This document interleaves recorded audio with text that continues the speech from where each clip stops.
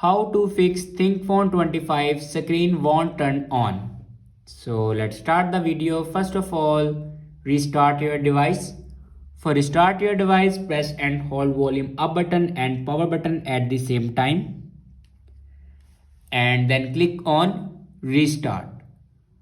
After restart your device, then open settings and scroll down in last and then click on system and click on reset options. Now here you can see the option reset app preferences. Now click on it and then click on reset apps. After reset the app preferences, then click on factory reset and then click on erase all data. After that your problem will be fixed. I hope this video is helpful for you. Thanks for watching.